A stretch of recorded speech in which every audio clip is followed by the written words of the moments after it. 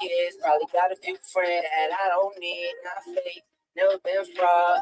Been great, still a little flawed. Always need time when they call. Order up a drink while I'm sitting at the bar. Like, I need a strong tail, you can make two. Honey Jack with a little bit of juice.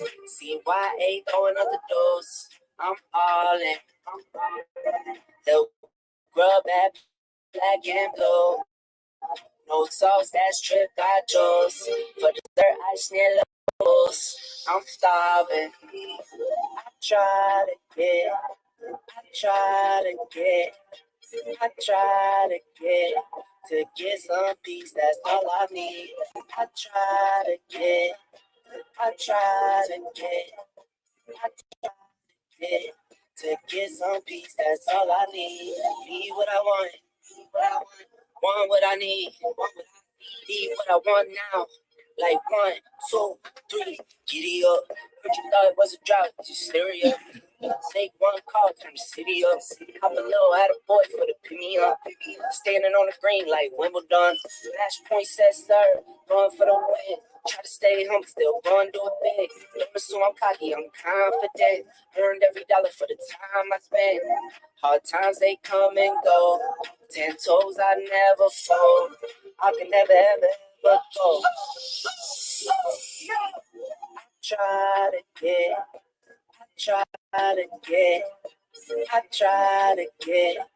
get some peace, that's all I need. I try to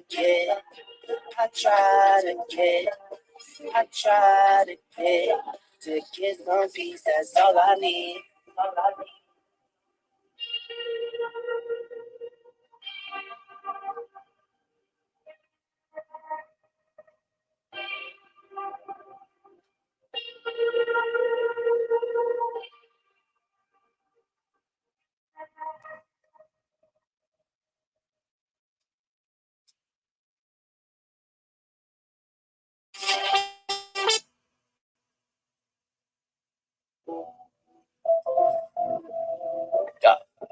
Yeah.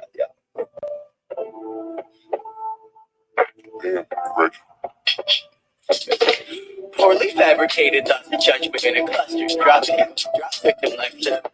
Don't drop love, it won't get up. Drop cop, big prisons, break it off. It all vicious, free fall, but don't let up. At all odds with no heart, it's just obvious. I can't do all of this now. All of this time got me wondering when I'm gonna stand on the ground. Cause I've been sitting in a free fall. Don't think I'm ever gonna land. They playing T-ball. Bitch, I just hit a grand slam. Life a seesaw. And I'm a heavyweight man. Think I'm a lead off in the place I wanna stand. But I've been stranded in the air. Hanging out with empty hands. Begging for a chair. Need the place to rest my band. Pushing vocals for Barada. Got no morals. Got my partner by my side. Even when I'm acting like a monster. Sorry that I ever got it. I wish I handled you with more heartfelt minutes. My minutes disappear constant. I blame it all on the world. Think I should focus my posture. No, my position is perfect. Repeat that shit like a mantra. So self-defeat like a guru. I know I'm feeling like constant imposter syndrome. I got that. I'm asking something. I locked it. I put myself in the box. A stack alongside my aqua. Think it's time that we knock them. Watching confident over. Yeah, this a free fall. Don't think I'm ever gonna land. They playing T-ball. But I just hit a grand slam. Think I'ma lead off in the place I wanna stand. But I get stranded in the air, hanging out with empty hands. Yeah, this a free fall. Don't think I'm ever gonna land. Life is seesaw. I'm a heavyweight man. Think I'ma lead off in the place I wanna stand. But I get stranded in the air, hanging out with empty hands. I made some bad decisions. Let's call them learning moments. I'm my worst opponent. I said I didn't notice only because it hurt. Hey, Terry. All right, y'all. Y'all know what we do as of late. I'm back and I'm still broke. Probably even broker than I was before. So don't sue me because you ain't getting nothing. You might get some ninja cats. That's about it. And they ain't worth a damn half the time. So yeah, let's start with the opener. This motherfucker just fell.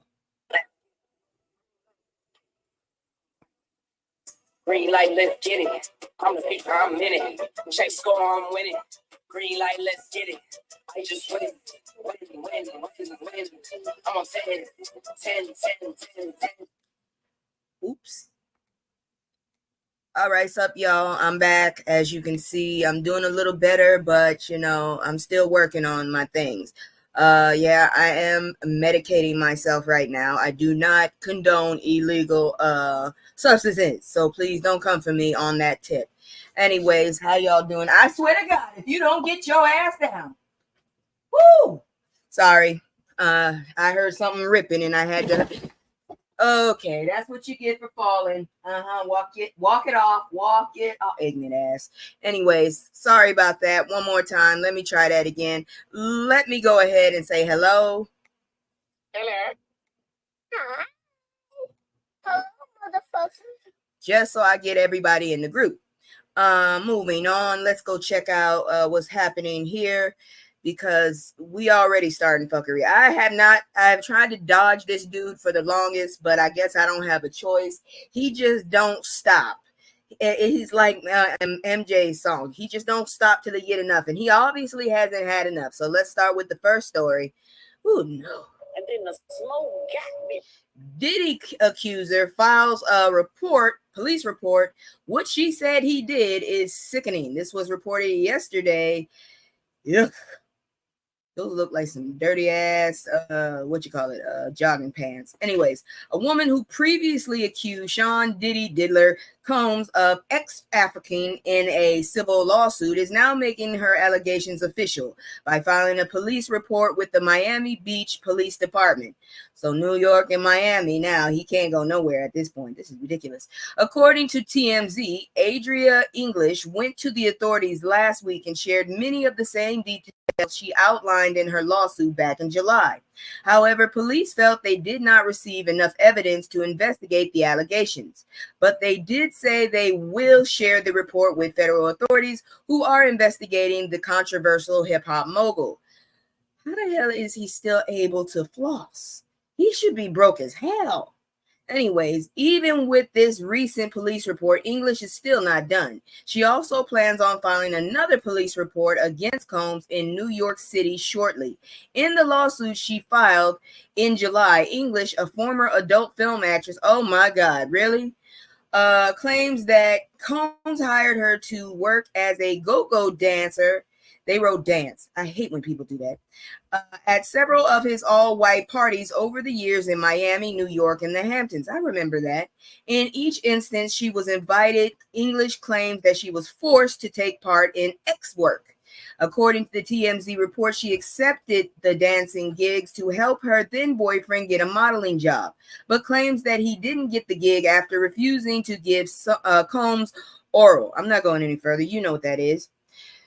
She adds that at the party, she was coerced to take drugs and drink liquor that was laced with ecstasy. This led to wait a minute. Wait. Okay. Is it? Never mind. This led to her being unable to recall specific details from some of these events. In the lawsuit, English says that she has lived her adult life with memories of being trapped in a cycle of trafficking she never asked to be a part of and was chosen because defendant Combs knew he could groom her. From what I understand, I didn't know she was an adult film star, but from what I understand, she wasn't before she ran into this bastard. See how the ruiningness continues to go? It just keeps on going. Along with Combs in the lawsuit, she named Bad Boy Entertainment Holdings Incorporated, Vibe Magazine, damn Vibe, and Penske Media Corporation, claiming that they helped organize said white parties. I always said I wanted to go to a white party, but nah, I'm good. I think I'll go to an all-black party. How about that? Because now if the Diddler's still loose, I still don't understand how this dude is not in jail.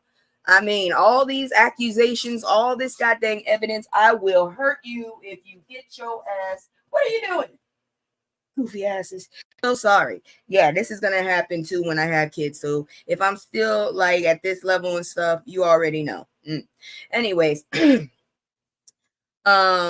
what was I talking about? Yes, dude, how the hell is he still loose? That's all I want to know. Dude should not be loose. That's all I gotta say. He is just, they have put people in jail for less. That's all I have to say. But moving on, you know how I do. Gonna do the commercial first, so hold on. About to mute.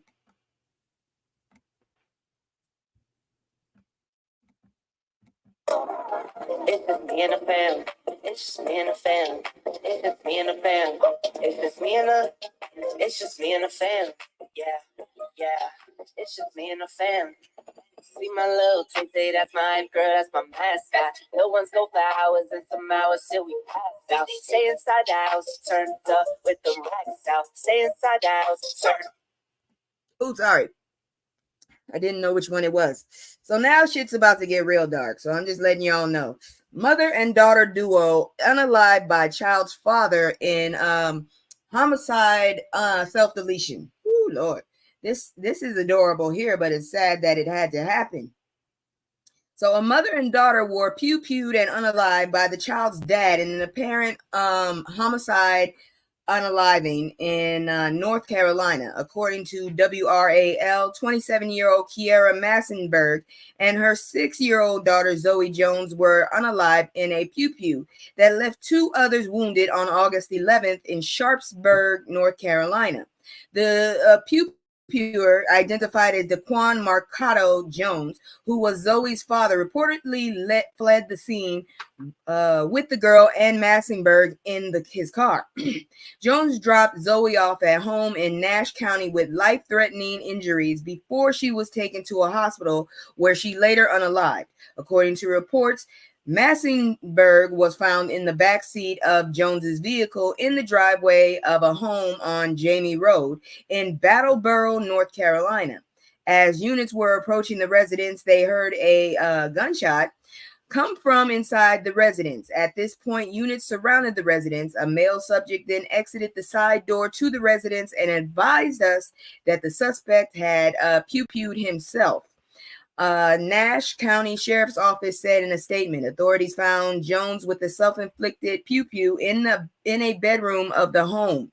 According to jail records obtained by WNCN, Jones was released from Edgecombe County Detention Center just 1 day before the pew-pew. He was previously arrested on charges of assault, inflicting serious body injuries in connection to a July 2024 incident during which he allegedly punched Massenberg in the face. Authorities said the pair were dating. A GoFundMe was created to raise money for funeral expenses.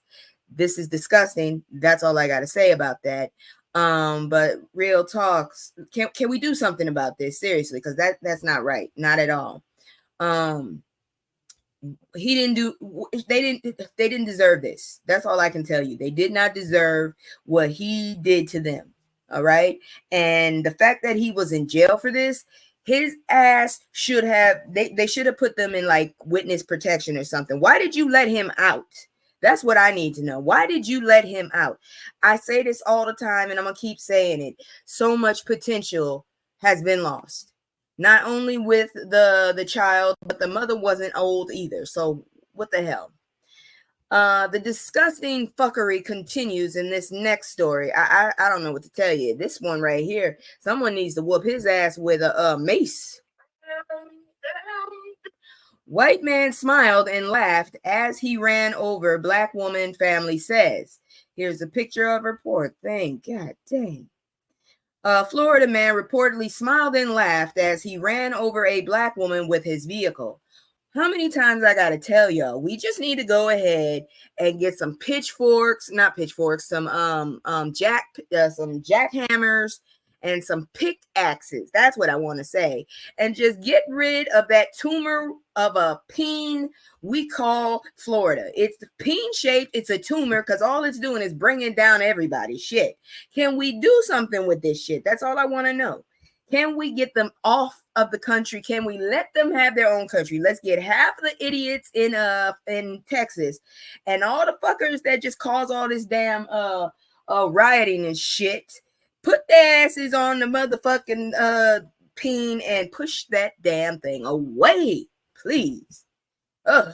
So anyways, according to reports, Jamaria Holycross is lucky to be alive after she was ran down by 57-year-old Boris Twillman earlier this month.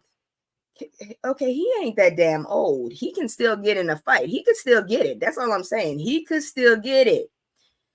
Whew. Anyways, hey, Miss Bev. I couldn't let this stop me from, giving the news. So here we go. Anyways, Tillman need his, there's a special place for you in hell, sir. Sitting up here smiling and laughing as you run over someone.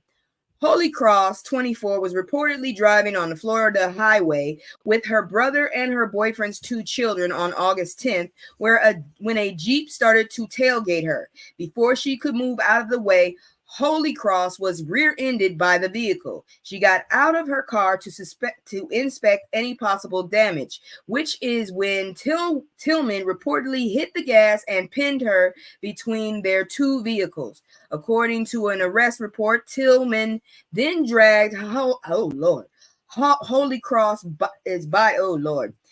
Jamaica's body along the driver's side. When he hit the car, she got out because traffic was stopped, and she wanted to look at the damages, a family member recalled. Well, as she looks, he proceeded to look at her, smile and laugh, and hit the gas and run her over in front of my son and her boyfriend's 2 children. Holy Cross aunt Misty Moore emphasized that the man smiled and laughed as he hit her niece. I think the biggest thing that sticks out to her that she just keeps saying is he just smiled and laughed at her as he hit me.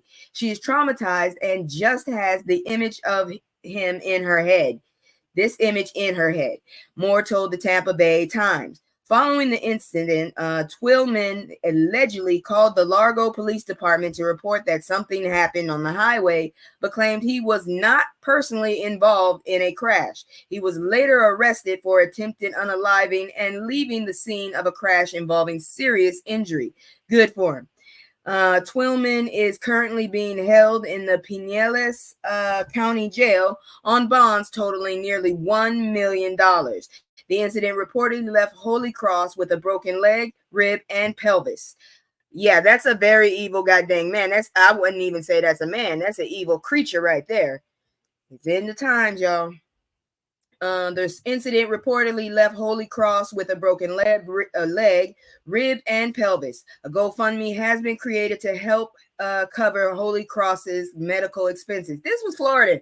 If you're coming in late, this was Florida. And I keep telling y'all, it is a peen-shaped tumor on this country. We just need to get the jackasses that fucked with us in Texas, like Abbott, the dumbasses in Vegas, put their asses on that peen with the rest of these idiots. Get a few more of these idiots from all over the goddamn country. Put them on that damn thing and push it out to sea.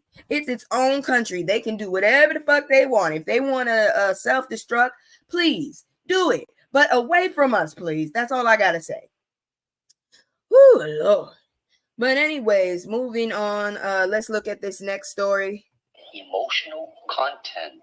Go back to the jungle. Karen goes on Ross's tirade at a police station. Well, that's a smart place to do that and show your ass. This was reported on August 16th. Some of these are later because I was going through some shit. I'm so sorry. I'm going to try to say it better. I'm coming out of some shit, but it's still rough. Anyways, a white woman is being dubbed a Karen after she went on a Ross's tirade at a police station in a viral video. In the video, the white woman appeared to be reporting a crime to police officers at a Los Angeles police station when she began spewing Ross's statements towards a black man. You know what asshole? If I didn't have to see people at the hospital like you, I'd let them die, the woman, who seemingly a healthcare professional, told the black man. When an officer at the station confronted the woman over her behavior, she suggested the police need to work harder to get black people off the streets. I told you, being guilty while black. What's your gun for? What's your gun for? She continued. At one point during the video, the woman suggested that officers need to pew-pew the druggy homeless black people that roam around here. She continued her rant by claiming that black homeless people were vandalizing cars and accusing cops of letting these people stay here and loitering. The black man then intervened in the conversation. She wants to pew homeless people, the man said. Sir, it's none of your fucking business, the woman responded. It is my business, you dumb bitch, he replied. Shut your mouth. Okay, that's back and forth right there, but she did start it. Well, you're in public talking, so I'll speak up, the man said. That's why you look like a slob. Look at you. You literally look like a slob. Get your shit together, lady. You look disgusting. You're just miserable. No, no wonder you're miserable. Look at you. You're shaped like an apple with skinny legs. Damn. You look like, you know what? You look like you're fucking broke. You're broke. Your life sucks. Well, that's fucked up. Go back to the jungle, go back to the jungle, the woman shouted in response. Go back to Africa, go back to Africa, go back to the jungle. First of all, let me stop you there. A lot of Africa is not the jungle, you jackass. Secondly, Africa is a continent, not a country. He cannot go back to a continent because he's got to go to one of those damn countries. They ain't gonna just let him walk onto the continent. He has to go to a specific country. So you have to pick out which one. You think about your insults before you fling them. How can you tell this man could go to Africa? Where in Africa, you jackass? That's a continent. You can't just tell someone go back to America. Where in America? Where am I going? But yeah, that's actually a whole country. Go back to North America. That's what you could say. Go back to North America. And that would make no fucking sense because where in North America? Am I going to Mexico? Am I going to, am I going to USA? Am I going to Canada? Where am I going? But needless to say, that makes no sense, and she's a bitch for that, and they both need their asses whooped because they don't know how to act in public. But she started the shit, so she needs her ass whooped more. The video ended with the woman leaving the police station. While she's ugly, she looks like a monkey. I kid you not. Do you see this face? Ew. That looks like a drag queen with no makeup on. I'm just saying. I'm sorry, but that doesn't look like a feminine woman. No wiles right there are to be had. I'm just saying. Ew. Ew. Give me something. I need Oh my God. Ew. That's all I have to say. Just ew. But you know what? The dark fuckery ain't over. But I'm kind of glad with this one because the motherfucker is paying for what she did. And why is it all these old jackasses? God dang. Susan Lorinsk, a white Florida woman who fatally pew-pewed black neighbor found guilty of manslaughter. About damn time. Another ugly one. And this woman, so much potential gone. And you look like a psycho. Anyways, so this was reported. Get the video out of the way. God dang, you get the video out the damn way. I couldn't find the video before. Now it wants to be all over the place. Anyways, this was reported on the 16th as well, so I'm a little late. So sorry. A white woman with a history of harassing children and using racial slurs was convicted of manslaughter on Friday in the fatal pew-pew of a black neighbor last year in Ocala, Florida. I believe I reported this, so this is an update. Susan Louise, I'm not going to say that last name, 60, unalived A.J. Owens with a single shot from a .380 caliber handgun as Owens knocked on her apartment door on June the 2nd, 2023. The Marion County Sheriff's Office said at the time the bitch and Owens were in a long-standing feud over Owens' children playing. The all-white 6-person jury found the bitch guilty of manslaughter despite the 60-year-old asserting that her actions were in self-defense. How can it be self-defense when one person's on the side of a whole barrier, which is a door, that you didn't even bother to open? You just hauled off and let loose. Let's see here now. Asserting that, yes. The bitch who showed no emotions faces up to 30 years in prison. I don't care for her first name, and I'm not even trying to say the last one, so the bitch is her name. Pamela Diaz, Owens' mother, cried during the trial. A family member yelled out, "Oh God, thank you, Jesus," after the bitch was convicted and taken into custody. Diaz at a post-trial press, it might be Cape Verdean, press conference with attorney Anthony D. Thomas said that it has been a long journey to get to this day, to get to this verdict, or Brazilian. adding that she had found some peace with the verdict and feels some justice has been achieved. My heart is a little lighter, and we're now on the path of true healing, Diaz said. Thomas said Owens' children are coping the best that they can. Yes, I don't know where these people are coming from, but it's really sick. It really is. Certainly, the loss of their mom lingers every single day, Thomas added, but just like I've said before, and the state's attorney office agrees, we still need to sentence the bitch. The next step is the sentencing part. Owens, a mother of 4, had gone over to confront the bitch after the woman allegedly threw skates and an umbrella at Owens' children as they played outside. Owens was pew-pewed through the door as the women argued, and with Owens' children present.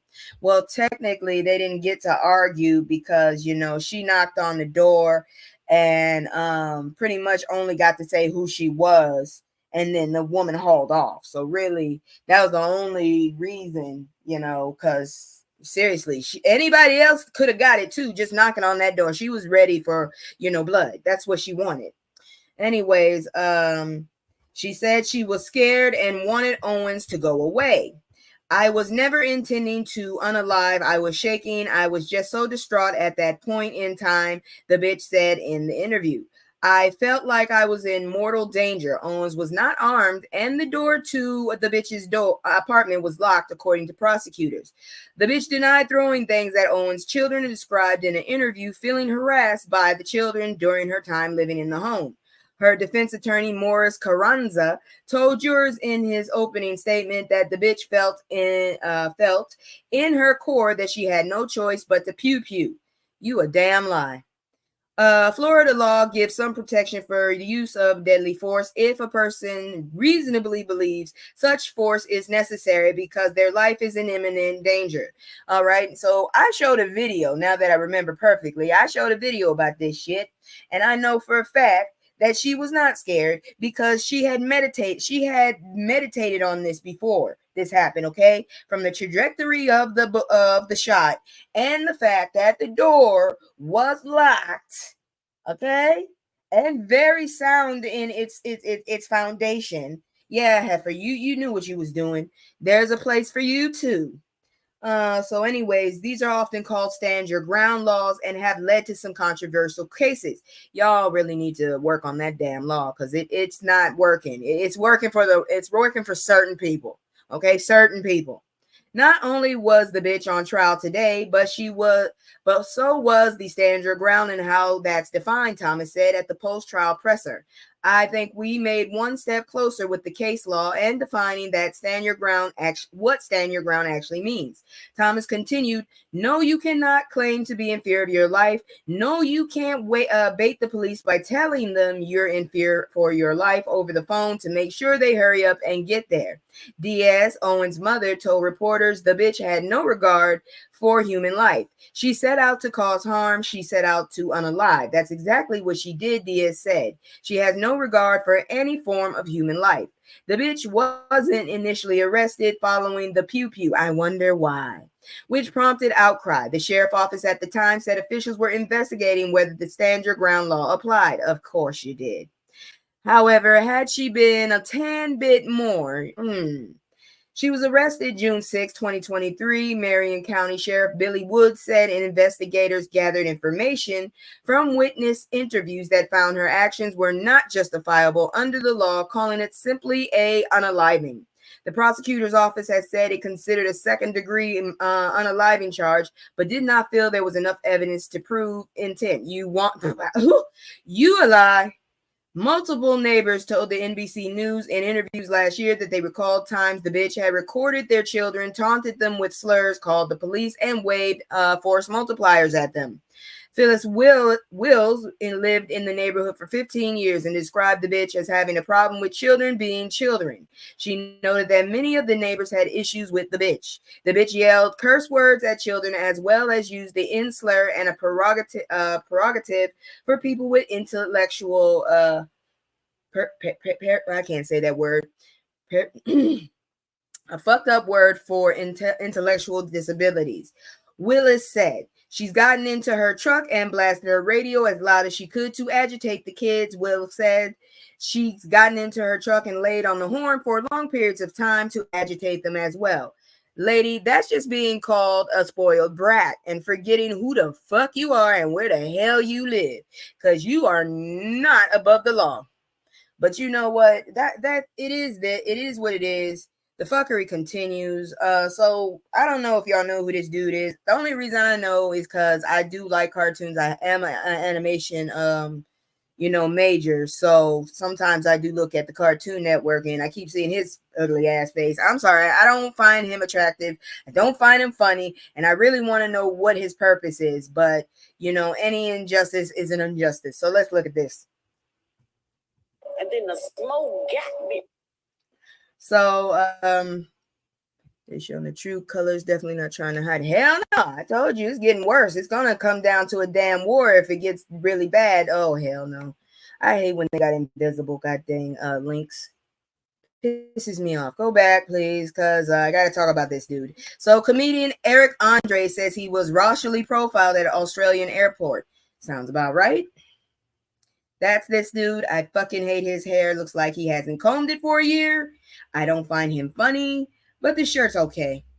This was reported yesterday. American comedian Eric Andre says he was racially profiled at Melbourne Airport in Australia. Real talk, he could actually come off as possibly even Puerto Rican. This dude is technically racially ambiguous. I'm just saying. Andre, the Emmy-nominated host of the Eric Andre Show, said he was traveling from Los Angeles to Brisbane for a shoot and had a stopover in Melbourne where he was put in a special line and sniffed thoroughly by a dog.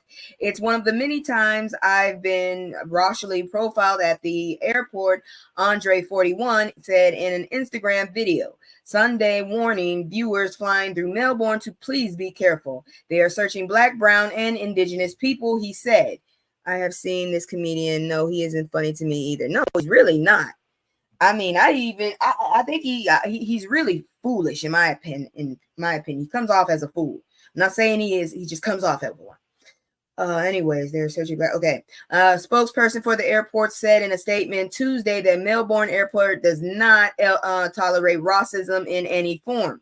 We welcome all passengers to Melbourne and we expect everyone to be treated equally, the spokesperson said. Spokesperson added that the airport had asked the Australian Border Force and the Department of Agriculture, Fishery and Forestry, why don't they just give me the acronym, DAF, to investigate, and that those agencies has responded to Andre. In a statement, a DAF spokesperson said all passengers arriving in Australia are part of a biosecurity screening process for things such as fresh fruit or vegetables, plants, and food or soil on footwear or recreational equipment. Australia has a nerve when they deleted the Indigenous people there. Oh, they're still, most of them are still alive, but they did get rid of a whole bunch of them. Woo, did they?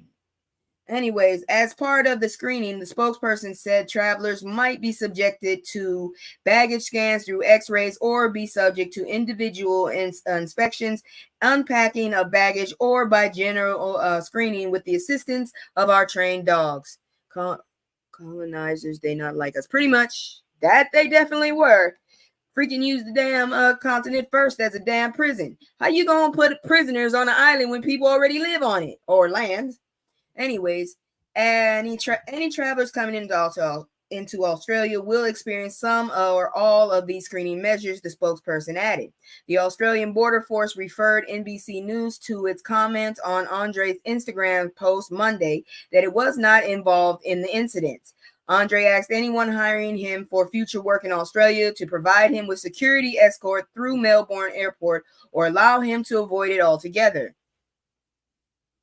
Hold on. I do not feel safe in Melbourne Airport, and I do not want to be humiliated or racially discriminated against anymore at these airports, he said. He asked his followers for leads on discrimination lawyers in Australia, as well as information about what he called a Giuliani stop and frisk-esque nonsense program, which he criticized as ineffective. Well, say something about Project 2025 and Trump then, damn it, because guess what? He's trying to bring it back. I don't want to cut my hair and wear a three-piece suit so that I'm treated like a first-class citizen, Andre said in the video. I don't want you to do it either. I just want you to comb it, really. I just want you to comb your goddamn hair. I'm sorry. I'm a snob when it comes to afros. I really want you to comb your hair. I shouldn't be made to feel that I'm unaccepted by entering a country. Well, you would be unaccepted if you entered my house because I really want you to comb your hair. Seriously, comb your hair. 2 years ago, Andre and fellow comedian and actor Clayton English, don't know who that is, sued over a drug search program at the Atlanta airport, saying police had racially profiled and illegally stopped him. They filed an appeal in January after the lawsuit was dismissed. Okay, I just want to tell y'all, first and foremost, this dude did do a movie where he was snorting, okay? I saw him it was on Netflix. It wasn't really a movie, it was an anthology, but you know, he was messing with that shit. So maybe they thought he was doing it for real, because dude looked like he could be on that shit. The way his hair looks, seriously, dude don't look like I wouldn't leave my kids with him. That's all I'm saying. I wouldn't leave my kids with that dude. That's all I got to tell you. So, I mean, I don't know if it's racial discrimination or if he just looks like he does some shit, because he does. I just really ultimately want him to comb his hair. That's all I got to say. Now, before we go on, let me go ahead and do my commercial again, because, you know, I'm very low on,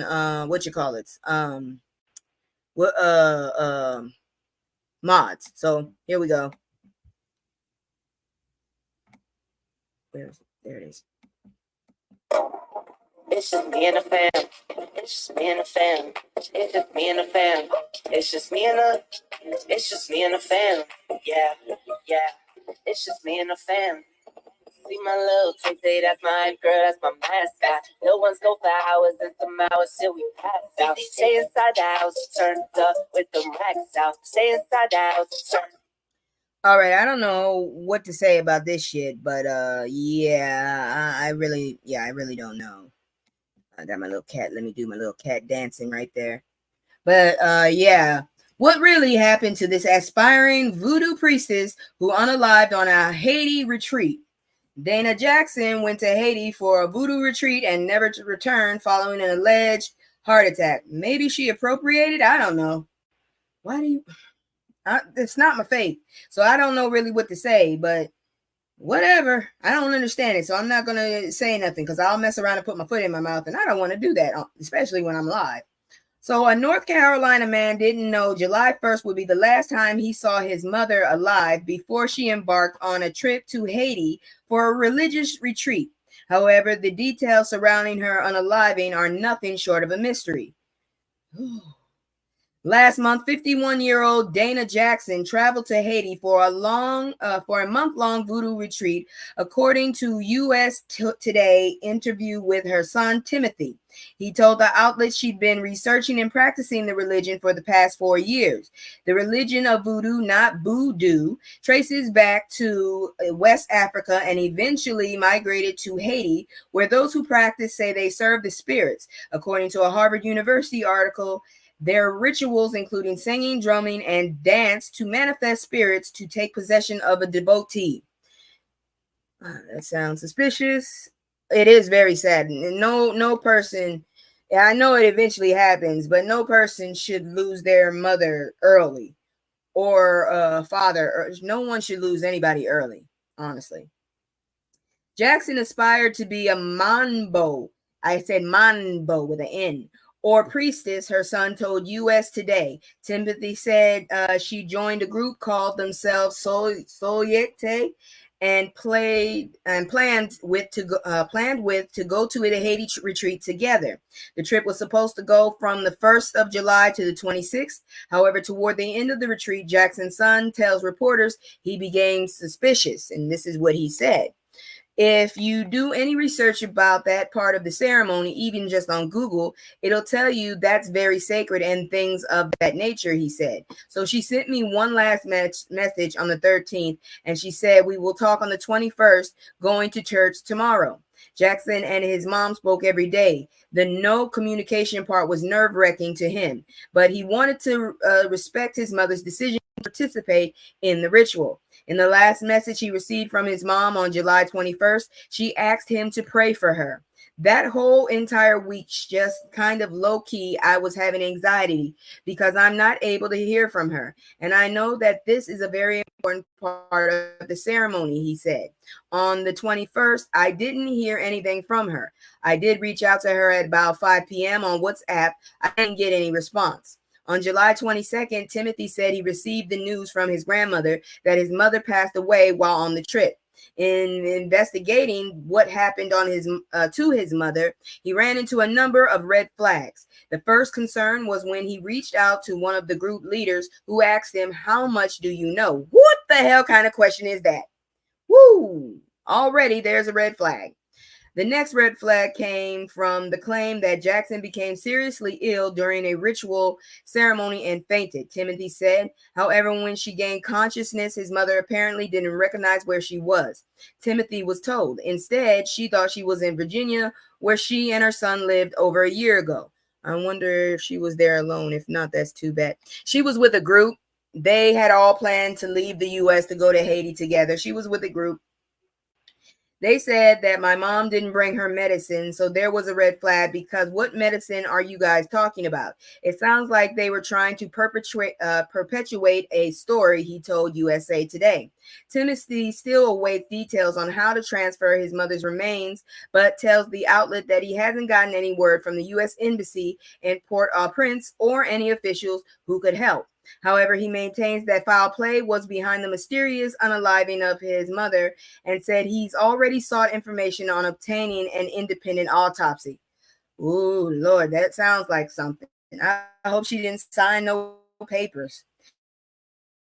To be completely honest with you, my initial thought was my mom went down to Haiti. They did this last piece of the ceremony and something sinister happened, he said.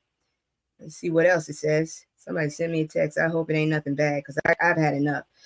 All right, so that looks like that's the end of that story. That's horrible. I don't know what to tell you. That's so messed up, really. I don't know. Really, I really don't know what to tell you. It was just horrible to hear about that. Like I said, I hate losing people. I've lost quite a few people recently, and I don't think I really want to hear much more. Young relatives too, and that's the sad part. Whew. But anyways, we're not done. We are not done because we got some more dumbasses running around who think their shit don't stink apparently, and they can say whatever they want to anybody. So let's check this one out. And then the smoke got me. You won't believe what this San Francisco waiter wrote on a black family's receipt. So if y'all can see here, and they went ahead and they erased the missing letter. So you go ahead and guess that they just decided not to use the ER. They used the AS. Yes, it does sound like foul play too. But yeah, this is some messed up shit. And of all places, oh god dang it. Okay, y'all can probably see it better here. But all I gotta say, of all places, you did it in a what looks to be a Hispanic restaurant or a Brazilian one. I can't really tell. So either way, it's a person of color. It's a person of color restaurant.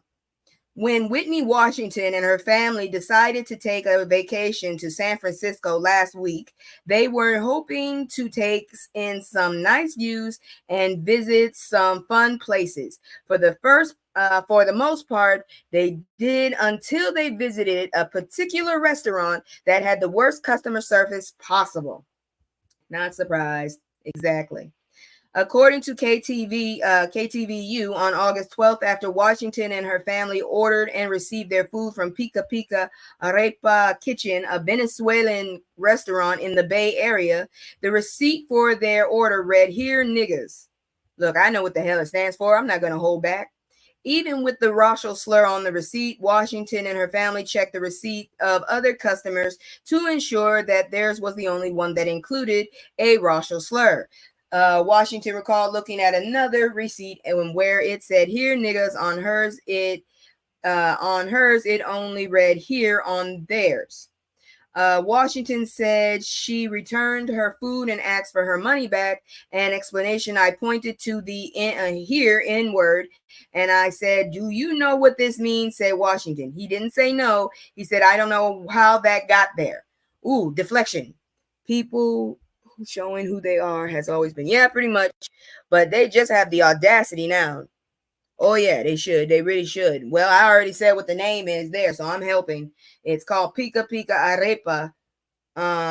The next day after the incident, the manager of the restaurant notified KTVU that the employee was fired immediately and was shocked to learn that the waiter had no explanation for why they wrote the racial slur. The waiter allegedly tried to threaten the manager, saying that he was going to sue her. The manager retorted, I say, come, I have it in writing. Local authorities received a police report about the incident, but it's currently unclear what action will be taken. Whitney Washington says, regardless of how some people integrate the N-word into their daily lexicon, that's not the case with her family. I know some people use the term culturally interchangeably. That is not a term I use in my home. Washington said, I don't use that word. We don't call people that word. Nobody calls us that word. My mother doesn't use that word, so you will not see me using that word that much. I might let it slip from time to time, and I always use the AS. But I prefer to say ninjas. So when I say ninjas, I don't mean shinobi. I mean the goddamn, now this one, I don't know how y'all want to take it, but I take it as fuckery. That's why I still look pissed off. Get ready for some bullshit. Ex-officer convicted. Okay. Ex-officer, current convict in George Floyd's murder, released from prison. So this was reported yesterday. Somebody need to whoop his ass.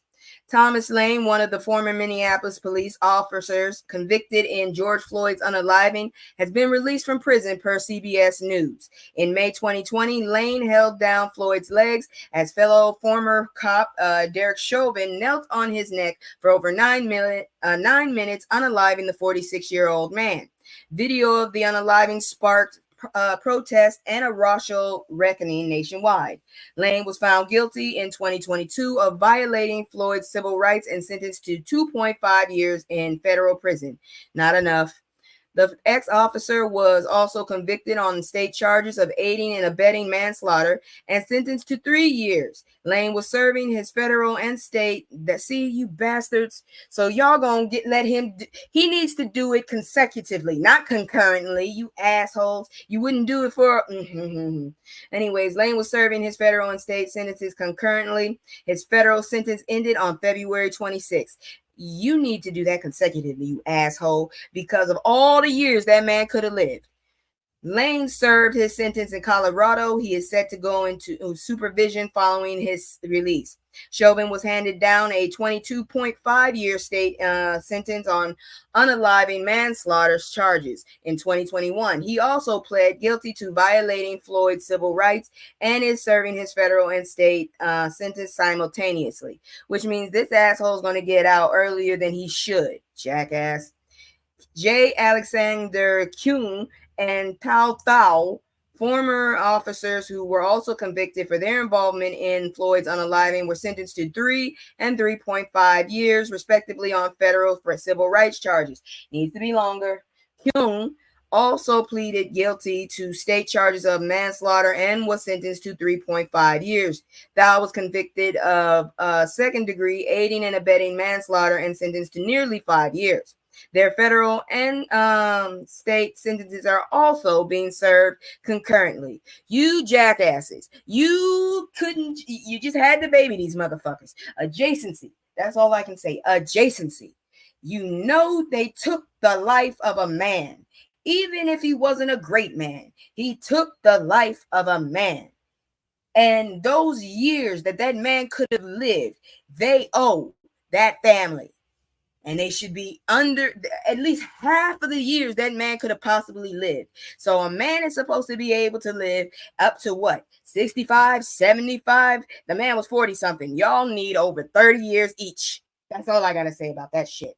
But anyways, let's look into some shit. Look, I'm not just coming for white people. Here we got a jackass that fucked around and found out, and now he's still doing the shit. He just don't learn. Woo! Emotional content. So 15-year-old black girl humiliated by Detroit judge stands claps back legally. Judge, okay, I'm sorry, this dude is white too. Shit. Well, I don't know what to tell you. The black teen who was forced to wear jail clothes and handcuffs for falling asleep in a Detroit courtroom is taking action against the judge who humiliated her. I thought it was a black judge.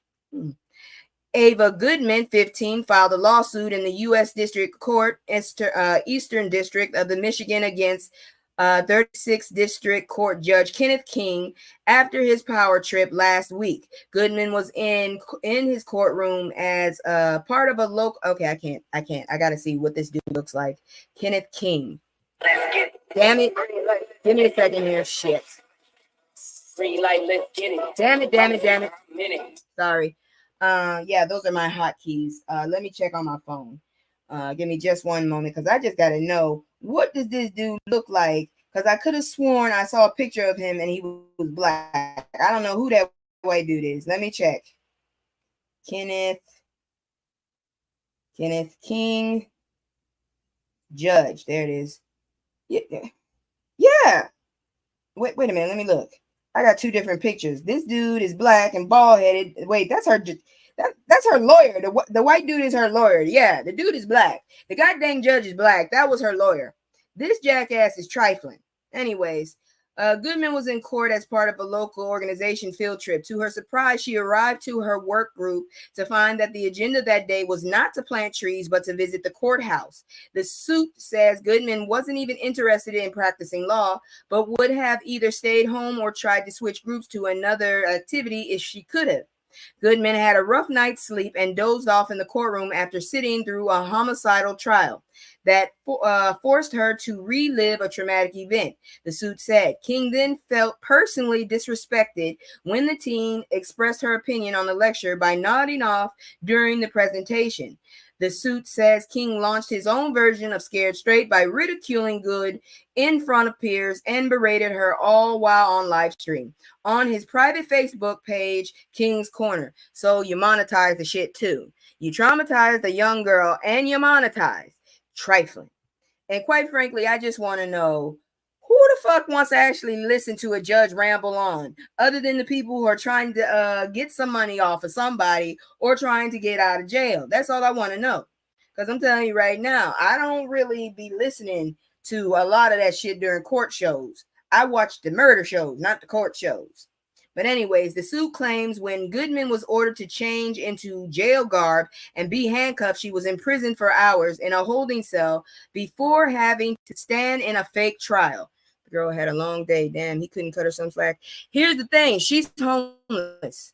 She doesn't really have a home. Her mother said it. It's fucked up. You can't just assume everybody is doing well. The fact that she went on with this is admirable. The suit names King as well as two unnamed officers as defendants who allegedly accused her of disrespecting the judge and treated her like a real juvenile delinquent. What's up with all these motherfuckers in the justice system feeling like they're above the law and they can just treat people like they are beneath us? You are not many kings, okay? Not many kings and not many queens. I don't give a fuck if you a DA, a goddamn police officer, or a judge. You are not above anybody in this motherfucking country when it comes to the law. Shit. The suit accuses King of violating Goodman's constitutional rights and subjecting her and the other defendants to liability. Subjecting him and the other defendants to liability. Goodman demands compensation in monetary damages for mental anguish, emotional distress, and humiliation, as well as medical expenses for psychiatric care she's undergone since the incident. It's pretty devastating. Ava doesn't want to come outside. It's hard for her to sleep at night. She's asking me, why did the judge do that? Do me like this out of all the kids, said Goodman's mother, Latoria Till, Miss Till, in a press conference Wednesday. I just want Judge King to take accountability for the way he humiliated my daughter. I feel like he owes her a public apology. The lawsuit is only one more ring in the ripple of consequences King is facing following the whole ordeal. Yes, it was. Though King proudly defended his actions that day, Wayne State University spokesperson Bill Roos tells the Detroit outlet that King has been suspended for his two fall 2024 courses of judicial process and criminal procedure investigation. investigation. In light of the 36th District Court's temporary suspension of Judge Kenneth King, Wayne State University has reassigned 2 fall 2024 courses to other instructors as a contracted part-time faculty member. King has never had an ongoing faculty appointment. Pretty much.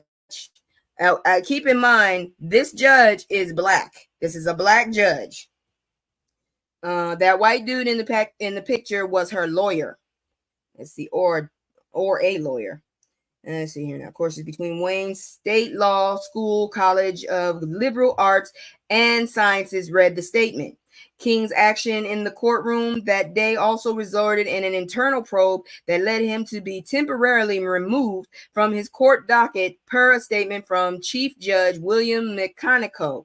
He's been ordered to undergo training to address the underlying issues that led to the teen's humiliation. Well, there you go. Humiliation for humiliation. Shit, I got to go to a retraining class too, but it ain't for that. I have road rage. Yay. And I don't like driving over an hour behind a dumbass. So, yeah, we all got to pay for the shit we do.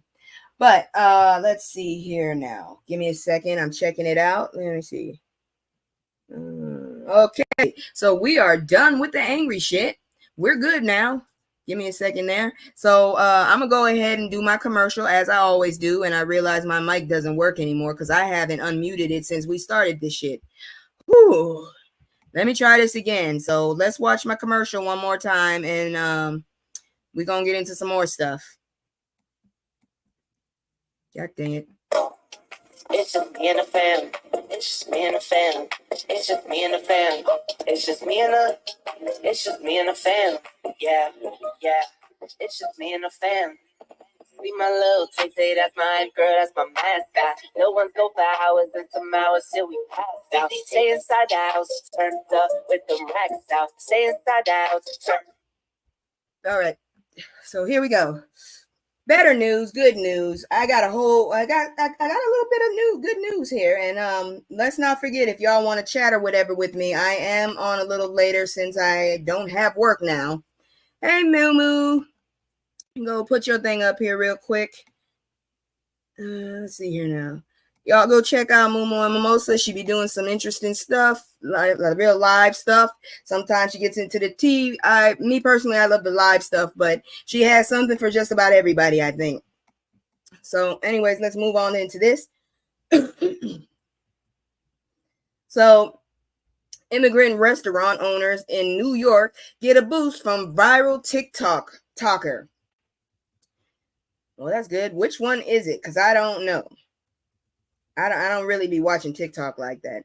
So Jamie Noble, Nikki Gordon, and Nicholas Newvon standing outside Irie Jerk in Brooklyn, New York. So this was reported on the 17th. Clouds of pepper-filled smoke entice residents to stop by Irie Jerk 7 days a week in Brooklyn, New York on North Strand Avenue. The small Jamaican restaurant perfectly fits the no-frills hole-in-the-wall aesthetic that locals flock to. Owner and head chief Nikki Gordon oversees 2 sizzling grills all day. She said her small business is doing so well that she sells an average of about 400 pounds of jerk chicken a day. Oh my God, those poor chickens. That's a lot of chicken compared to just a few dozen pounds per day last year. I have customers from Singapore, California, London, Gordon said. I mean, these people flew here just to get my chicken. Gordon is just the latest business owner in New York City to become a viral success thanks to content creator Nicholas Newvon. Well, that's good. If y'all want to do a restaurant, go look for this dude. That's very good. So Newvon, 29, has built a following of over 2.3 million people on TikTok. Newvon posts his travels around New York City's boroughs and profiles anyone willing to talk to him, with interviewees ranging from small business owners to street vendors and even just regular pedestrians. It's just me and my filmer, Jamie, or Jaime, and we almost never have a plan, Newvon said. Sometimes we'll walk like 30 blocks and nothing will happen. And sometimes we'll go out and we'll walk around and something will happen. His videos primarily focus on Caribbean communities, mostly in Brooklyn and Queens. I'm just somebody that's interested in cultures and communities and sharing with people, Nuvon said. The taste for curiosity has even taken Nuvon outside of the country as he traveled to Trinidad and Tobago and Grenada to expand his interview series. Sounds like he just really likes Caribbean people and islanders. After a short career working in human resources, Nuvon turned to making videos, something he once just considered a hobby. I've been making videos since I was a kid for the last 10 years, Nuvon said in a spontaneous street interviews are inspired by his childhood in both New Jersey and New York. I'm really just trying to reconnect what I experienced as a kid, said Nuvon, who was born in Colombia. I remember growing up and everybody would just go outside, and whoever was outside, that's who you hang out with. And I think that was a beautiful about that is there's a spontaneity behind that. Yes, it is. It's very good. Shoot, if it brings somebody up that was at from the ground bottom, then damn it, let's do it. I love a success story. Which one was mine? Maybe later. The videos are part of the last evolution in food talk trends following the South Korean mukbang craze and the Keith Lee effect that went viral in 2022. On TikTok, creators like Lee and now Nuvon have used their clout to highlight mom and pop restaurants, holes in the wall, and undiscovered gems. That's damn good. I like that. Sometimes I get tired of reporting all the fuckery. It makes me feel bad sometimes. Growing up, we idolize famous people, Nuvon said, but it's Gordon and other everyday people who do extraordinary things, he added. Who are the people that we should be learning from? Gordon's spot, Irie Jerk, is the center of a bustling neighborhood with people from all across the Caribbean diaspora. Thank God I said that word right. There's a picture of the damn judge. This is who the judge is. You see that bald head? That's a black man. He's an ignorant ass man. I don't give a fuck. I don't care what color you are. If you do fuckery, I'm going to call you out. We have every nation you can think of, everyone, Gordon said. And the good thing is we all come together. One thing affects the Jamaican. It affects the Guyanese. It affects the Bajan. It affects a Trini. We just all come together. You know what I mean? Because it's one Caribbean, and that's what we have here in Brooklyn. Born in Spanish Town, Jamaica, Gordon said she owes everything to her family and the sacrifices the women in her life made for her.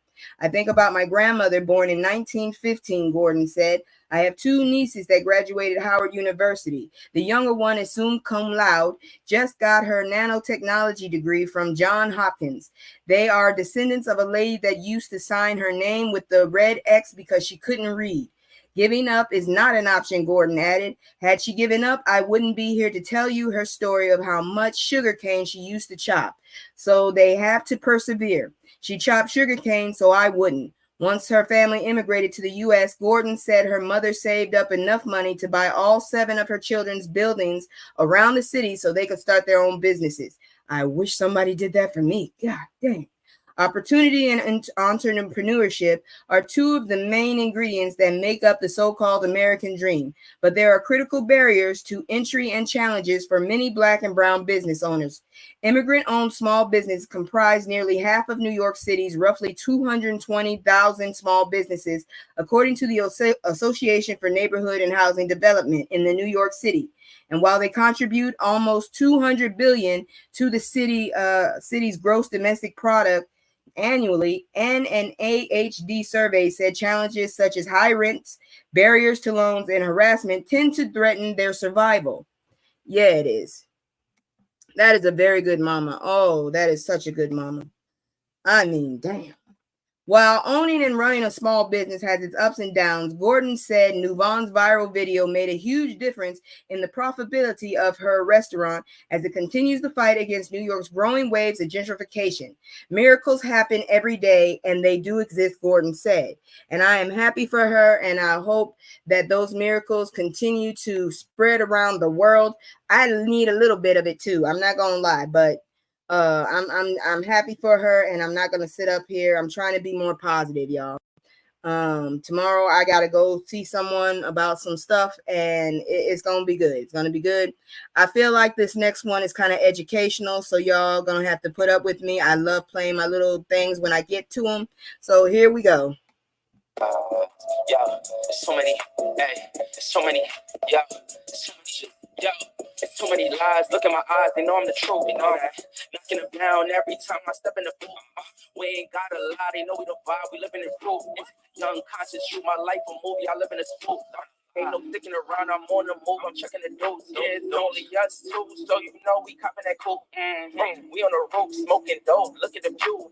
Used to chill on the stove, now we out here breaking the news. Shit. So yeah, I'm back. So 5 reasons why Senator Raphael Warnock brought the House down with his DNC speech. So everybody's been talking about Hillary, Mrs. Obama, Michelle, and Kamala, but I haven't heard much about him. So I felt like this would be a good one, and he seems like a very good man from what I've seen of his career so far. Night 1 of the Democratic National Convention was packed with great speakers, including some of the youngest rising stars in Congress, like Representative Jasmine Crockett, Democrat for Texas, and Representative AOC, I ain't saying that name, Democrat for New York. However, one of the most powerful speeches of the night came from Georgia Senator Raphael Warnock, who made an impassioned plea to voters to do everything they can to keep Donald Trump out of the White House. Let me spell that for y'all. D as in dumbass, R as in Rahcist, U as in you an idiot. Actually, U as in unanimously horrible. Let's see, M as in moron, P as in peon, F as in fool. That's how you spell it. That's a jackass.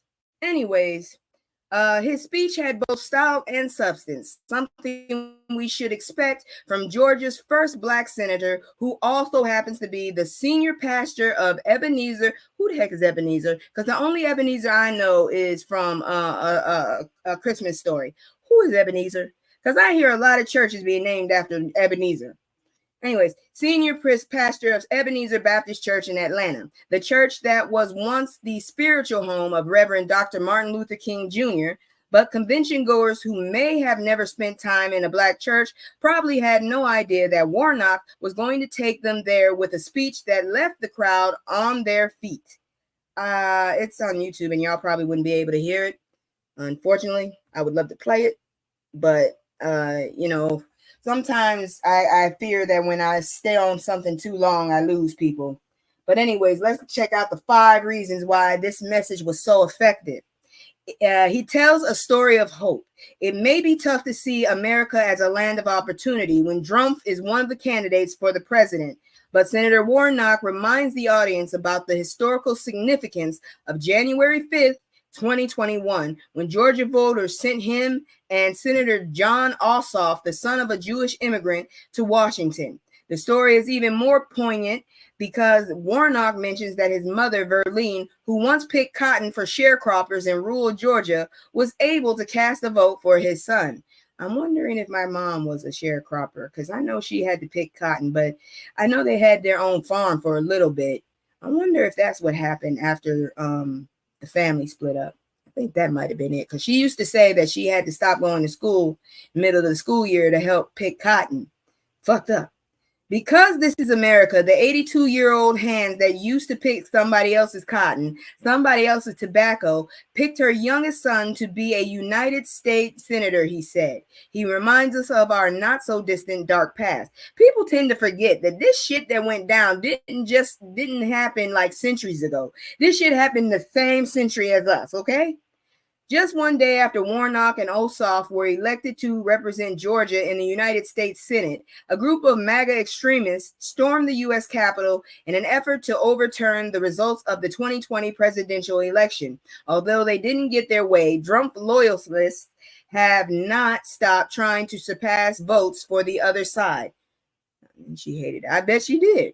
The lie and the logic of January is a sickness. It is a kind of cancer that metastasized into dozens of voter suppression laws all across our country, Warnock said. And then, like only a Baptist preacher can, Warnock made a significance of this election plain, calling it a choice between the promise of January 5th and the peril of January 6th. He preached a message of inclusion. Warnock has a front row seat for all of the crazy on Capitol Hill, but it's clear he still has hope for the future of the country with the right leadership. A vote is a kind of prayer for the world we desire for ourselves and our children. Our prayers are stronger when we pray together, he said. In a moment that got a huge reaction from the crowd, Warnock reminded voters that our next president needs to focus more than just their political base in a style that took us back to Dr. King's famous "I Have a Dream" speech, which was regretted later. I need all of my neighbors' children to be okay. Poor inner city children in Atlanta and poor children in Appalachia, he said. I need the poor children of Israel and the poor children of Gaza. I need Israeli and Palestinians. I need those in the Congos, those in Haiti, and those in Ukraine. I need American children on both sides of the tracks to be okay because we are all God's children. He called out Trump for his Bible stunt. I'm surprised that thing didn't blow up in fire. Donald Trump may be making a few coins selling his branded Bibles. That's not good. But Warnock wants voters to know that he hasn't bothered to open the book himself. You keep forgetting there's an F at the end. Trump. It's a what you call it? It's a German name, Trump, with an F. Let's see. I saw him holding a Bible and endorsing a Bible as if he needed his endorsement. He should try reading it, he said. Warnock then put an exclamation mark on his point, sharing Bible verses that no one would use to describe the Republican presidential nominee, including do justice, love kindness, and walk humbly with your God, and love your neighbor as yourself. Warnock delivered his speech on Monday night, but it felt like Sunday morning when he spoke to the crowd in Chicago. It was clear to everyone watching that this man knows how to inspire a crowd. His cadence, his use of repetitive words, and his vocal inflections worked together to create a powerful and inspiring message that was a great way to open his historic Democratic National Convention. Oh, I can't read. Let's see. Real talk. I don't even need to watch this stuff because I already know. I've said it before and I'm going to say it again. I don't trust the goddamn government. But if we're going to get effed, how you want to do it? You want to get effed rough or you want to get effed smooth? Either way, we're getting effed. And I'd rather have as smooth as possible, god dang it, because I ain't got time for the bullshit. Now, let's go check this bullshit here. It's celebrity news. Ain't nobody got time for this. Russell Simmons claps back at folks coming for him, Taraji P. Henson, after Bali visit. Would y'all stop visiting this damn man? You already know that bullshit follows him. I'm just saying, stop fucking with it. It's not good.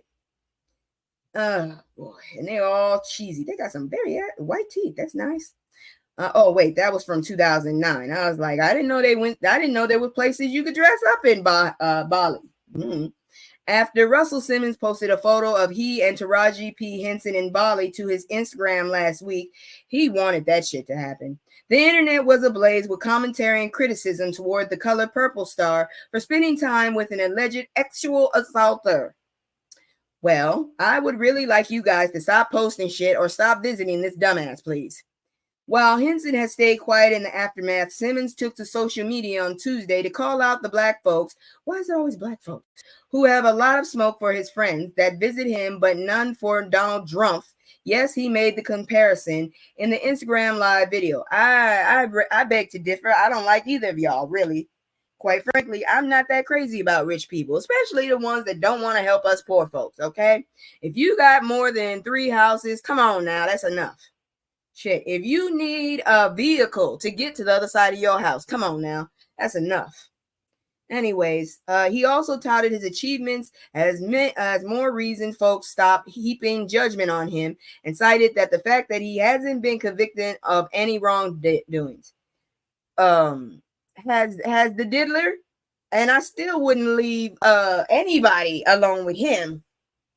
Black people, did you forget that I got 10,000 black men out of jail and that I changed the factory farming industry forever and that I registered more of you to vote than probably anybody you know, he said before going into how he's also supported the Black Lives Matter movement and various women and gay rights organizations.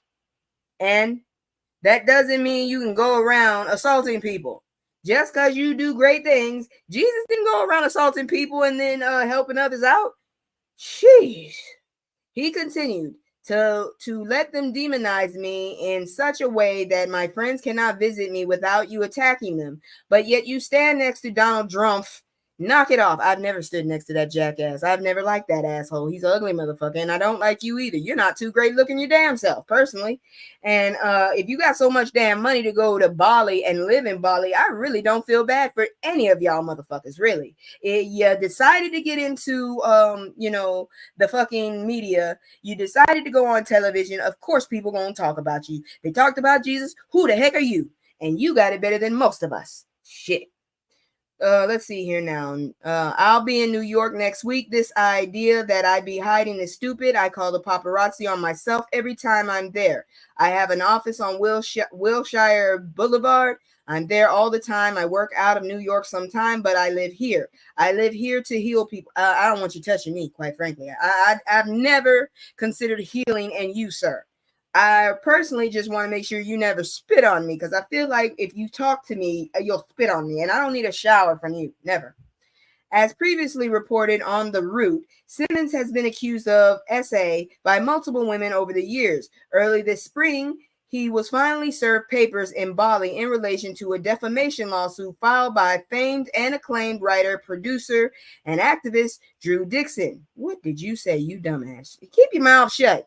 You damn celebrities aren't all that smart. You open your mouths, you put shit online, and you know people gonna talk about you. If you gonna lay low, stay the hell low. A month prior, Dixon filed the suit in New York State Supreme Court and alleged Simmons enacted a concerted and malicious campaign to discredit her previous allegations of SA and rape at the hands of Simmons that were made public back in 2017. He's been living and working in Bali ever since. If you didn't do it, why are you in Bali? And Taraji, if you cry one more damn time, so help me God, I will boycott everything you do. I'm so sick of her crying. I am so sick. We all know these motherfuckers are fucking us over. We all know that black people are always getting screwed over in the end when it comes to pay. God dang it, stop crying. And stop going to Bali. Y'all ask me to sit still. You want to be a goddamn activist, then you want to take your ass to Bali. Make a phone call. So anyways, moving on into, I got a slideshow for y'all. Just gonna go through it real quick. This is just celebrity goddamn news I really don't give a damn about, but I want to catch y'all up since I took a day off and I'm slipping a little with that. So let's check this out and then we're gonna go into health, which is actually not that bad. Ain't nobody got time for that. So resurfaced topless. Let me see. We know why he's in Bali. Yeah, we do. Resurfaced topless photos of Tracee Ellis Ross throws internet into a frenzy again. Andre 3000 addresses critics. Tina Knowles and Richard Lawson move forward in divorce. God dang, which one is this? What is this? This is 2 or 3. I don't know. Proceedings and look inside little baby's bachelor pad. Like I told you, I really don't care, but we're going to check this out. Oh, okay, that's little baby. Okay, little baby. I get them mixed up. There's too many babies running around and dolls. So, I really don't care to look at this woman. I'm actually surprised she has breasts. I always felt she was skinny as hell, personally. So Tracee Ellis Ross is one of Hollywood's most respected funny ladies. From Girlfriends to Blackish, she carved a path separate from her famous mother, Diana Ross, and made her own name in the business. And then apparently she took a picture of herself covering her breast up topless. And for a while, people called her a thirst trap and shit. And then someone decided to upload it again, or it resurfaced again, and they started coming after her again. Quite frankly, I feel like everybody... if you don't want the smoke, keep your damn body parts off the goddamn thing. As you see, I've made myself bigger. I've used a little bit more definition, but I still got these big ass thighs. My titties ain't this damn perky, that's for sure. But yeah, I got my little fat ass arms and shit. Yeah. So it is what it is. I know I'm not a damn model. I can deal with it. Andre 3000 has words for rappers critical of his comments about rapping over the age of 40. Did y'all know that Kumo D is still performing? I'm just saying.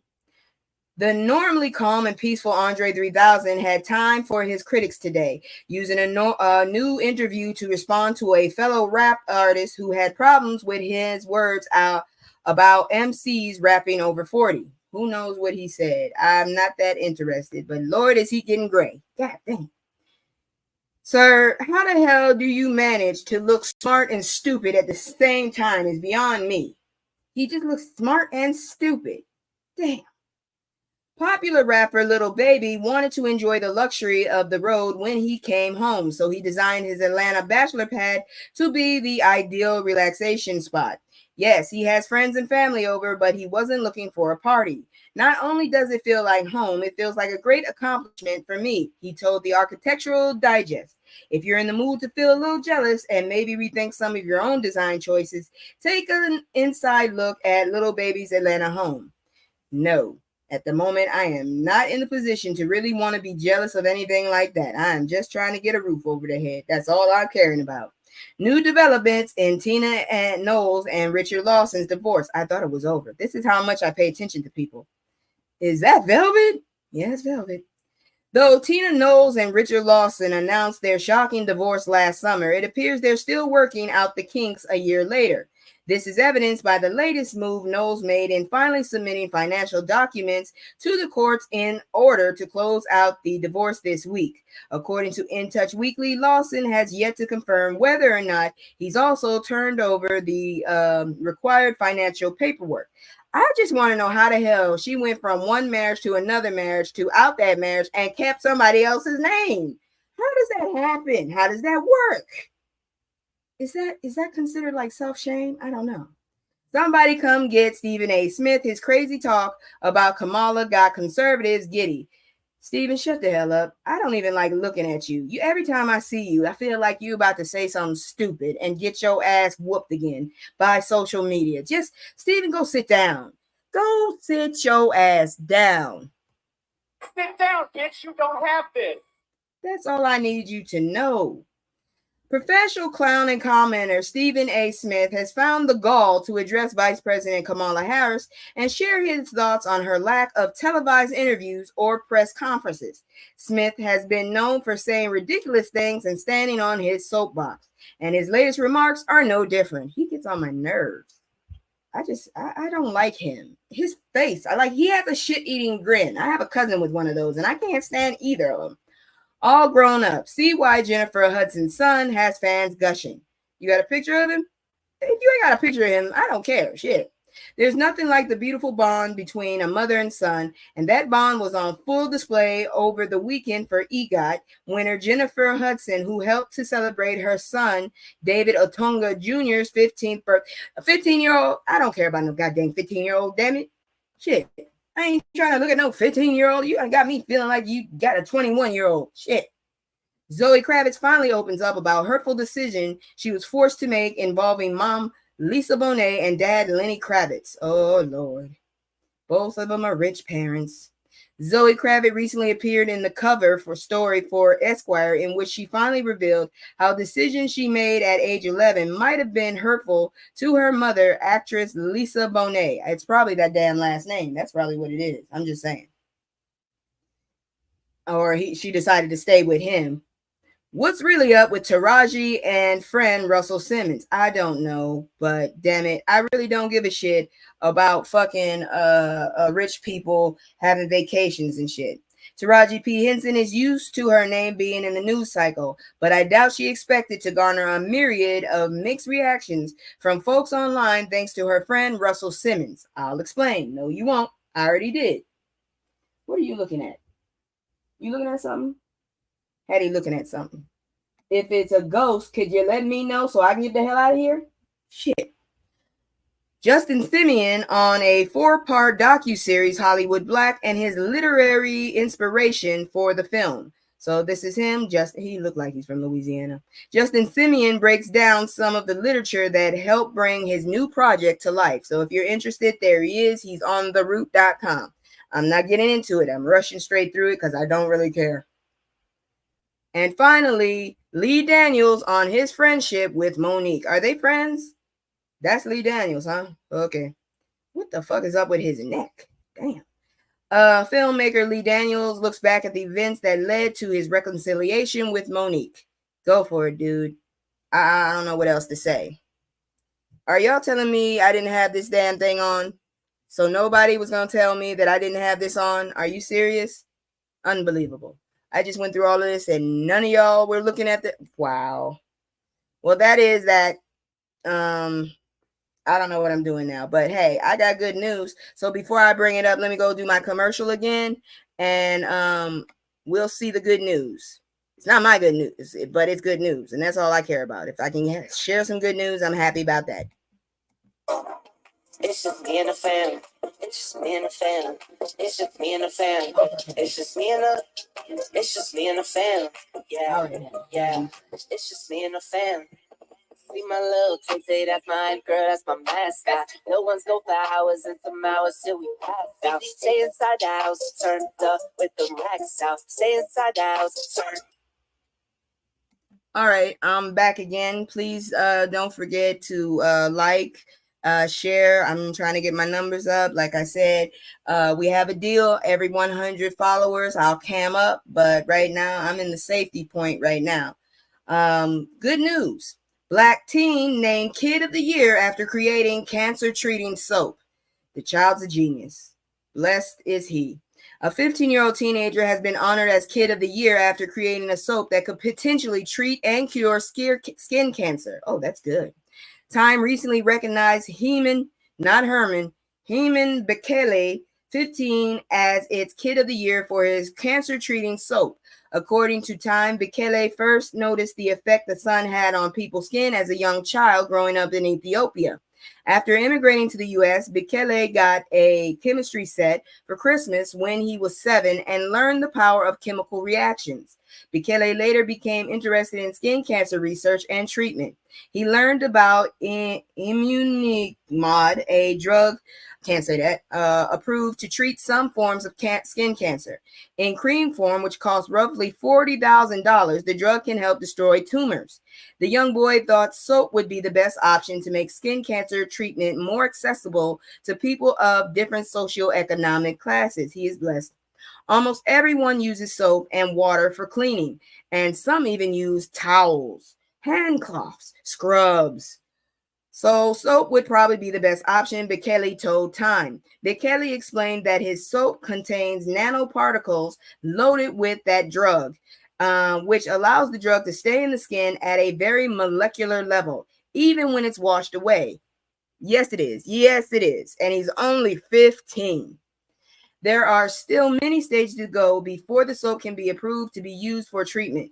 Bekele has been sponsored by molecular biologist Vito Rebecca, and the two have been using mice to run tests for the soap. I gotta tell you, that is absolutely great. I don't know what to say other than good job, little boy.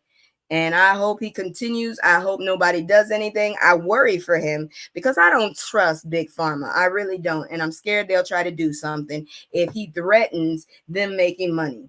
But let's continue because you know how we do. We are at war.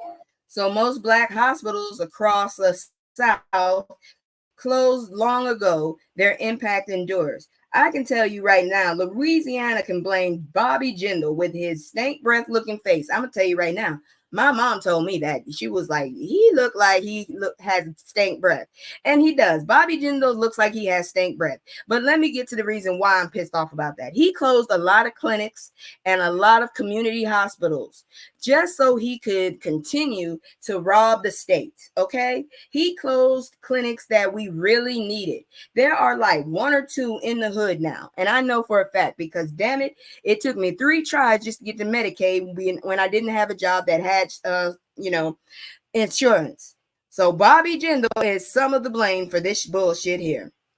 Mound Bayou, Mississippi, in the center of this historically Black city, once deemed the jewel of the Delta by President Theodore Roosevelt. I just know I lived in the Delta with my grandma at one point. I've been in the South too damn much. Dreams to revitalize an abandoned hospital building have all but dried up. Jindal closed most of them. An Art Deco sign still marks the main entrance, but the front doors are locked and the parking lot is empty. These days, a convenience store across North Edwards Avenue is far busier than the old Taborian Hospital, which first shut down more than 40 years ago.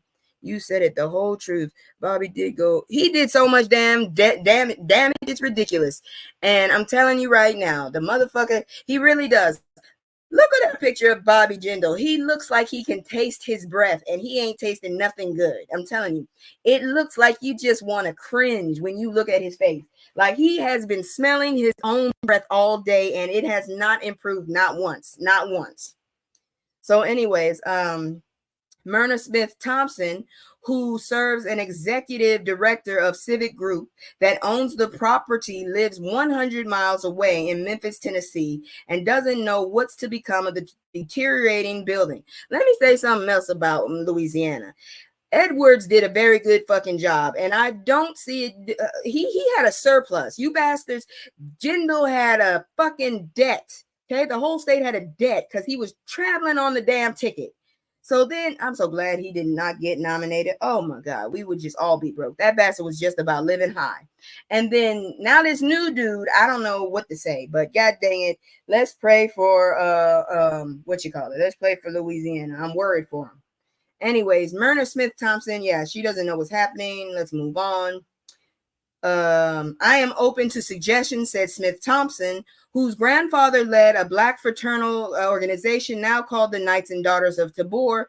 In 1942, that group established Taborian Hospital, a place staffed by Black doctors and nurses that exclusively admitted Black patients during a time when Jim Crow laws barred them from accessing the same healthcare facilities as white patients. This is a very painful conversation, said Smith Thompson, who was born at Taborian Hospital in 1949. It's a part of my being. I was born at Brigham and Women's Hospital. And then my mom swore up and down she'd never be back, and she hasn't been back. A similar scenario has played out in hundreds of rural communities across the United States where hospitals have faced closures over the past 40 years. In that regard, the story of Mound Bayou's hospital isn't unique. Shit, Lake Charles is getting a whole bunch of hospitals. They're just not community hospitals. They're high-rise hospitals.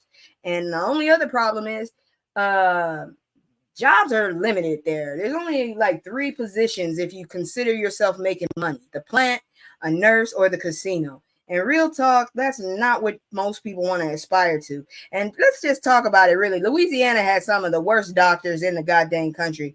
My mother, I swear to God, I'll never bring her to another Louisiana hospital as long as I live. Texas, we go. My homeboy died in one of them jackass places. It having a multiple asthma attack, and these assholes told him, sit down and we're not going to help you. The fuck? He was 33. That's a damn shame.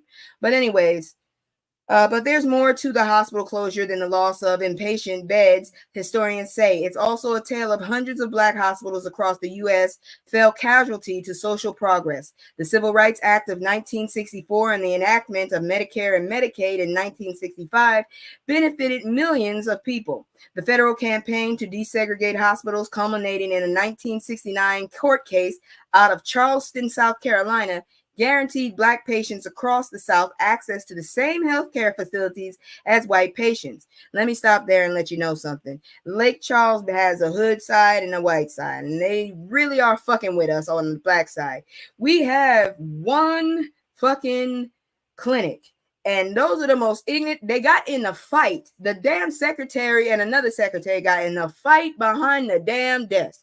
The fuck? That's all we get? That's the kind of stuff we get. You know what? You get. I actually applied to that place. They wouldn't hire me.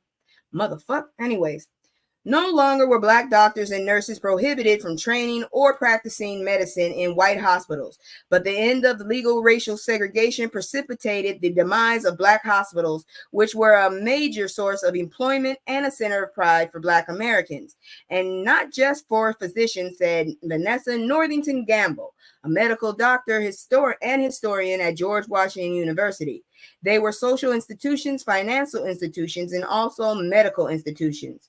In Charleston, staff members at a historically black hospital on Cannon Street started publishing a monthly journal in 1999 called the Hospital Herald, which focused on hospital work and public hygiene. Among other topics, when Kansas City, Missouri opened a hospital for black patients in 1918, people held a parade.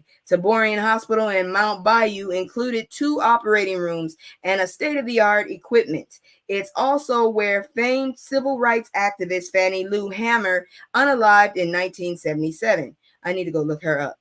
There were Swedish hospitals, there were Jewish hospitals, there were Catholic hospitals. That's also part of the story, said Gamble, author of Making a Place for Ourselves, the Black Hospital Movement, 1920 to 1945.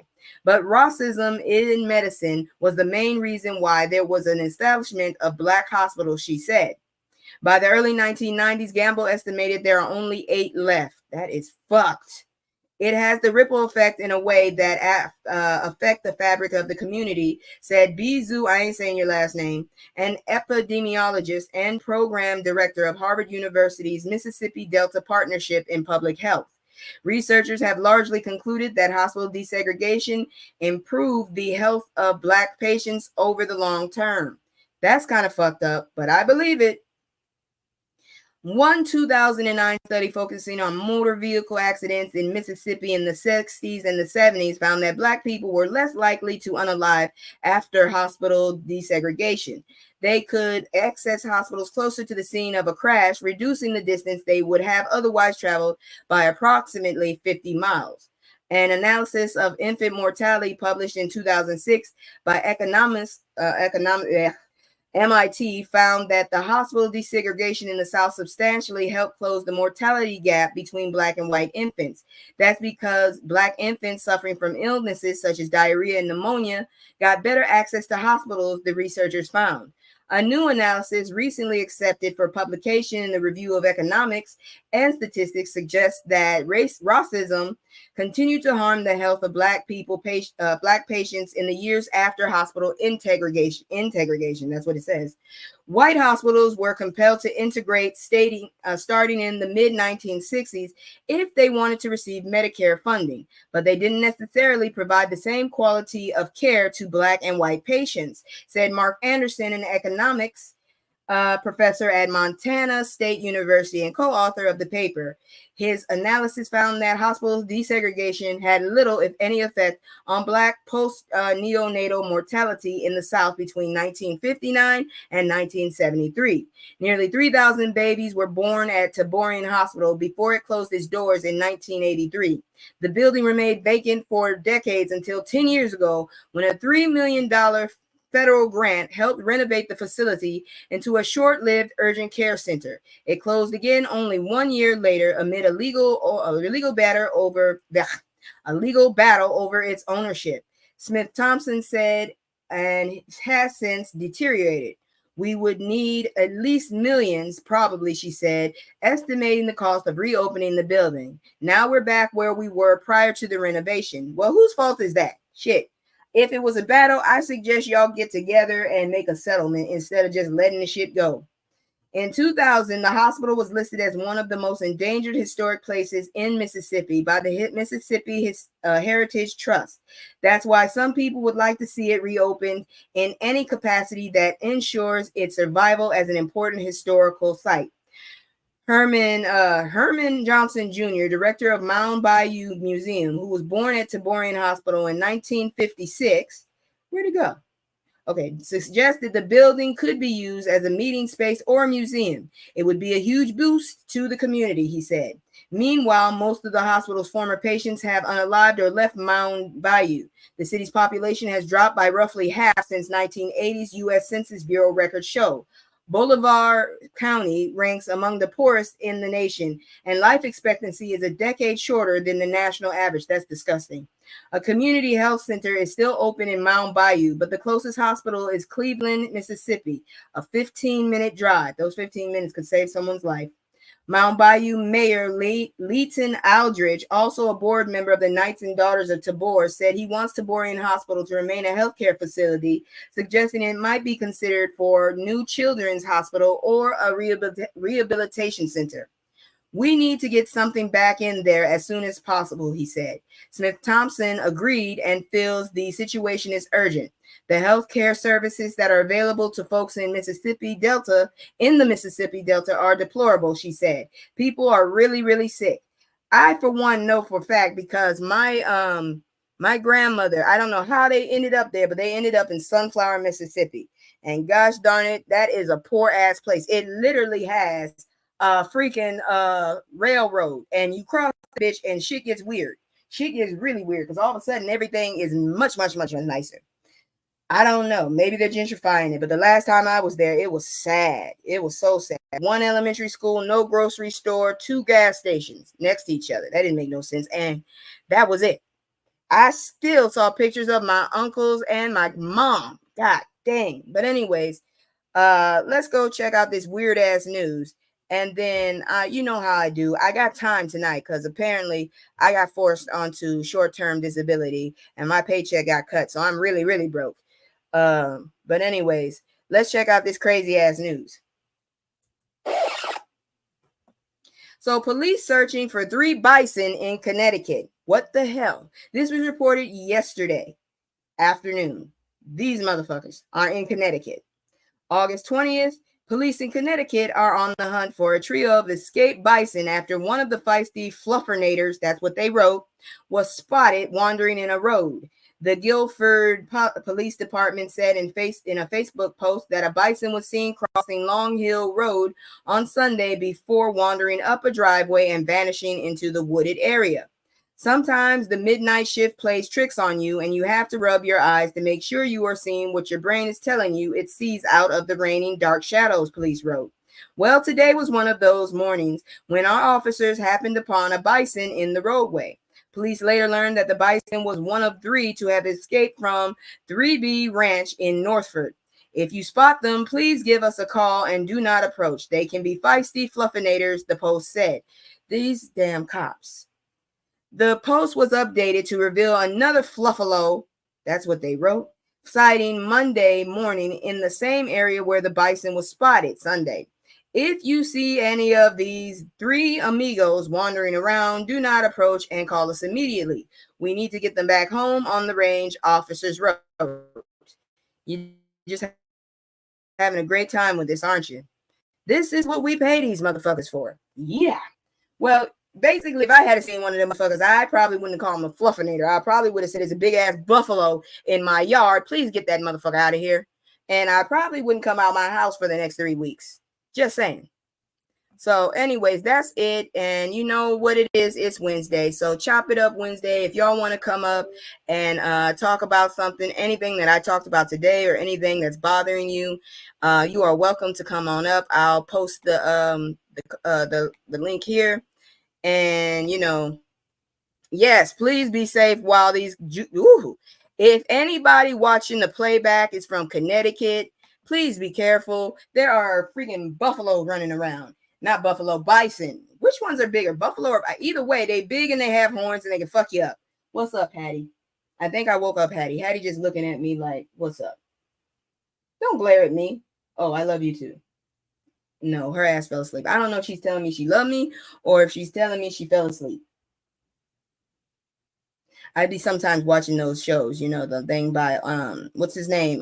Jackson Galaxy. He's always talking about, he got a show called My Cat from Hell. And he was saying, like, to tell if your cat loves you, they slowly blink at you. If they slowly blink at you, they're saying they love you. I would also think using you as a bed would say they love you too, or that you're really just a bed to them. I need to think about that for a while, but yeah, come here. Come here. Okay, you just want to stare at my hand. All right. So you know how I do. 2 minutes on the clock. It's 8:08 out here. If nobody pops up on here to talk to me, you know what I do. I hop off. And, you know, I actually have time. But I'll probably go see if I got something to snack on and get ready because I got to get up in the morning and go talk to someone who might help me solve some of my stress problems. Whoo, it's starting to get physical, y'all. It's starting to get physical. I got a lot of stuff. If you know, you know. I've been through some stuff this past week. That's all I got to say. Thank you, Terry, for having my back. Thank you, everybody who's checked in with me and asked if I was okay. Once again, I would like to remind y'all that yes, stress can kill, and yes, stress can make you physically sick. I'm one to say I have experienced it, and right now I'm just hoping that I get paid enough to get through this next week. That's all I can say. But 1 minute left. If nobody hops up on here, now you're going to creep over here because you want to get petted. I am not going to hurt myself trying to pet you. Praying all goes well for you. Thank you so much, Miss Bev. And thank you for coming tonight. I do appreciate when y'all are here and when y'all engage with me. It's really good for me because it's just me and my two ninja cats. These miniature tigers, these miniature gray tigers, who just for some reason walk all over me like I'm just nothing and walk past me. And they really only want to see me when I'm doing their food. That's about it. That's when they're all up on me and they're rubbing and they're meowing. And then after that, I don't see them again for about an hour. So anyways, that's it. The 2 minutes are up. I'll see y'all later. I really had hoped that we could be on a little longer, but I know everybody has jobs and stuff. And hopefully I'll find another job soon. I've already been looking. If anybody knows anyone who needs like an editor or needs like somebody, let me know. They say bison tastes like beef. Well, Walmart has bison meat, and I think Hannaford does too, but I'm not that bold to eat it yet. Maybe if I go to a restaurant and somebody cooks it, because I don't know if there's a difference in texture and whatnot, because I heard horse is healthier than beef. But hey, it is what it is.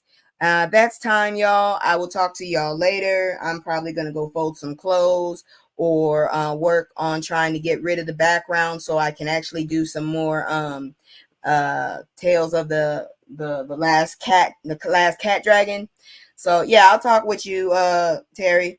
So good night, y'all, and be at peace. And hopefully things will be better in the next few weeks. But if not, I'll let you know next week if I'm going on hiatus or not. If I go on hiatus, then I currently do not have a permanent home. But if I'm here, then things worked out and somebody got me into an apartment. So that's that. I'll see y'all later. Good night and take care.